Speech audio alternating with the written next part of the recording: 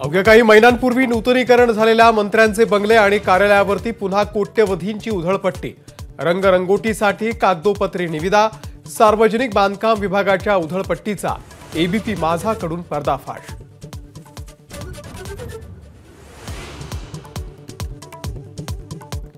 समृद्धी महामार्गावरती पुन्हा एकदा भेगा, तात्पुरती सिमेंटची मलमपट्टी महिनाभरामध्ये उखडली।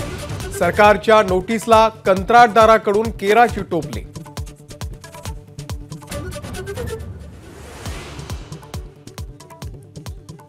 नितीन गडकरींनी विधानसभा निवडणुकीच्या प्रचार आणि नियोजनामध्ये सक्रिय राहावं, राष्ट्रीय स्वयंसेवक संघाचा आग्रह।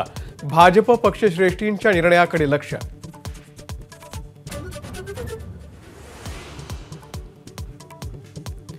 छत्रपती संभाजीनगरमध्ये आदित्य ठाकरे यांच्या विरोधात आंदोलन करणाऱ्या कार्यकर्त्यांवरती एफआयआर, नेत्यांचे पुत्र मात्र सही सलामत।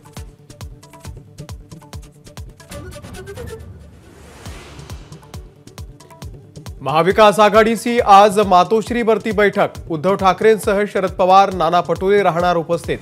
गंभीर घटना, राजकीय आणि सामाजिक घडामोडींवरती होणार चर्चा।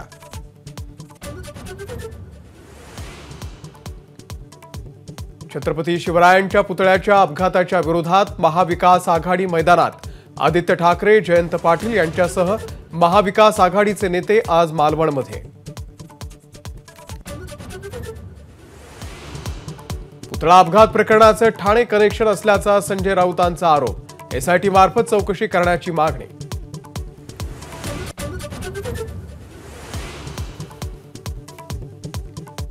पुतळा अपघात प्रकरणाचं ठाणे कनेक्शन असल्याचा संजय राऊतांचा आरोप।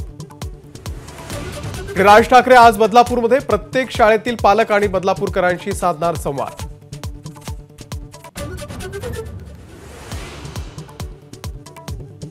संभाजीराजे छत्रपती, बच्चू कडू यांच्यासह विविध पक्षांच्या पदाधिकाऱ्यांची आज मुंबईमध्ये बैठक। राज्याच्या राजकारणामध्ये नव्या आघाडीची मुहूर्तमेढ रोवली जाण्याची शक्यता।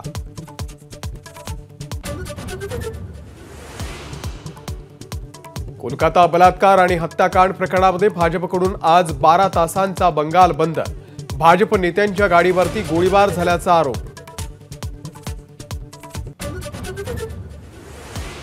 सलग 3 दिवसांच्या पावसामुळे गुजरात पाण्यामध्ये, विविध घटनांमध्ये 15 जणांचा मृत्यू, 23 हजारांहून अधिक नागरिक स्थलांतरित।